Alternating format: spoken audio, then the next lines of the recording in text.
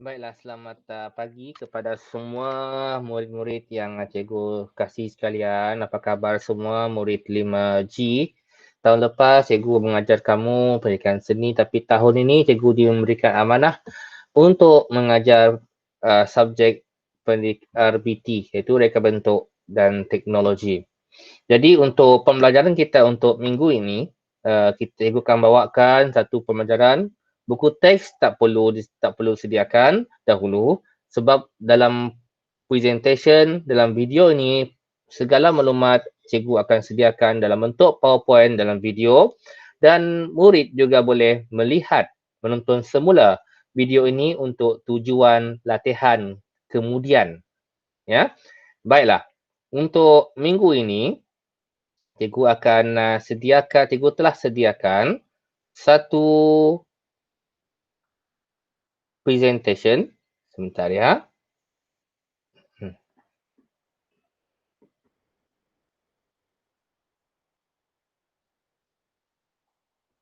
Baiklah, cikgu telah sediakan satu presentation untuk murid-murid sekalian.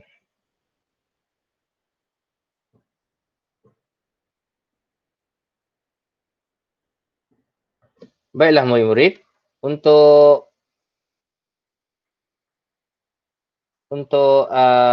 pembelajaran kita hari ini, sebentar cikgu set semula a window.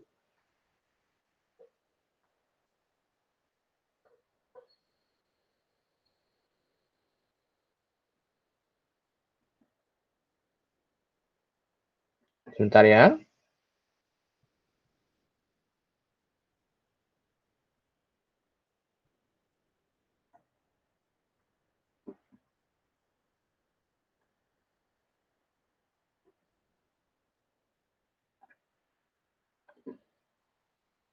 Baiklah. Harap murid-murid boleh lihat dengan jelas apa yang cikgu sampaikan sekarang. Baiklah, untuk pembelajaran kita pada minggu ini, kita akan lihat pembelajaran ini. Okey, baik. Iaitu tahun 5, reka bentuk dan teknologi.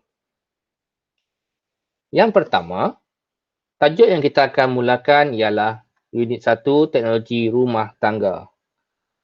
Dalam perbualan ini, dapat dilihat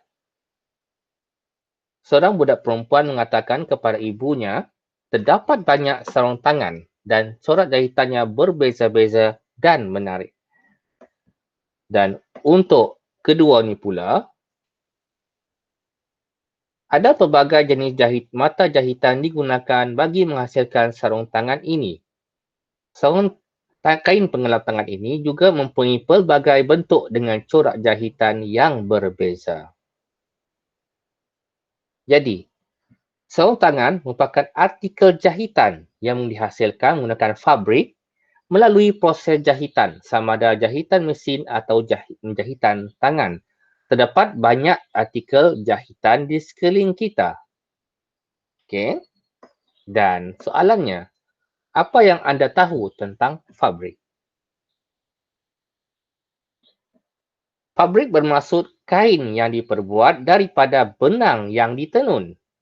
Contoh fabrik ialah kapas, linen dan sutera. Macam mana pula dengan artikel jahitan? Kita lihat slide selepas ini. Artikel jahitan ialah sesuatu yang dihasilkan daripada kain dan atau fabrik melalui proses jahitan, sama ada jahitan tangan atau mesin jahit. Kain atau fabrik. Ya? Baiklah. Kita lihat mata jahitan. Mata jahitan mempunyai pelbagai jenis. Mata jahitan digunakan untuk mencantumkan kepingan fabrik, membuat kemasan tepi fabrik dan sebagai hiasan. Yang berikut ialah contoh mata jahitan tangan. Ya? Baiklah. Yang pertama, jahitan Kia. Jahitan kias seperti mana yang dapat diperhatikan dalam gambar rajah ini, ya, digunakan untuk memulakan dan mematikan jahitan. Jahitan ini juga digunakan sebagai jahitan tetap dan menjahit bahagian klim yang meretas serta menggantikan jahitan mesin. Perkataan bahagian klim. Okay, jahitan klim, nanti cikgu akan memberikan maksud apakah itu bahagian klim.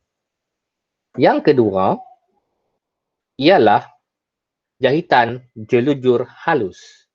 Jahitan jelujur halus digunakan sebagai jahitan tetap. Jahitan jelujur halus digunakan untuk membuat kedutan atau sulaman pada fabrik. Jahitan ini juga digunakan untuk membaiki kelepet yang merentas. Boleh rujuk kepada gambar di sebelah ini. Ya. Kemudian yang ketiga ialah jahitan jelujur kasar.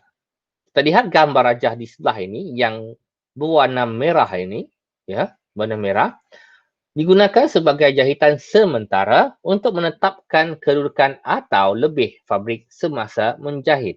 Okay, sebagai jahitan sementara. Untuk menetapkan kedudukan dua atau lebih fabrik semasa menjahit. Maksudnya untuk sementara. Dan seterusnya ialah jahitan insang pari. Jahitan insang pari digunakan sebagai jahitan tetap untuk mengemaskan bahagian tepi fabrik dan sebagai jahitan hiasan untuk menjahit motif. Ya, digunakan sebagai jahitan tetap untuk mengemaskan bahagian tepi fabrik. Ingat lagi fabrik ialah bahasa mudah kain.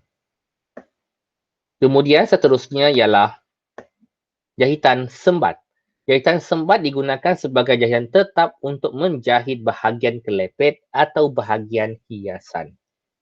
Dan yang terakhir ialah jahitan silang pangkah. Jahitan silang pangkah digunakan sebagai jahitan tetap untuk mengemaskan bahagian kelepet, lipatan atau tepi kain serta sebagai jahitan hiasan. Ya, kita dirujuk gambar yang telah diberikan di sebelah kiri sini. Dan itu saja mata jahitan yang ada, 7 mata jahitan kesemuanya. Dan sebagai latihan untuk minggu ini, boleh layari link yang diberi, ya, atau boleh scan atau imbas QR code yang diberikan ini. Ingat yang murid, latihan ini perlu ditulis dalam buku latihan. Ditulis dalam buku latihan. Ya, baiklah, itu saja penerangan ringkas daripada cikgu untuk hari ini. Semoga murid-murid dapat membuat tugasan yang diberikan dengan sempurna dan baik. Jadi, sekiranya terdapat sebarang permasalahan, bolehlah rujuk semula video ini. Sekian dan jumpa lagi pada mata pelajaran yang akan datang. Terima kasih.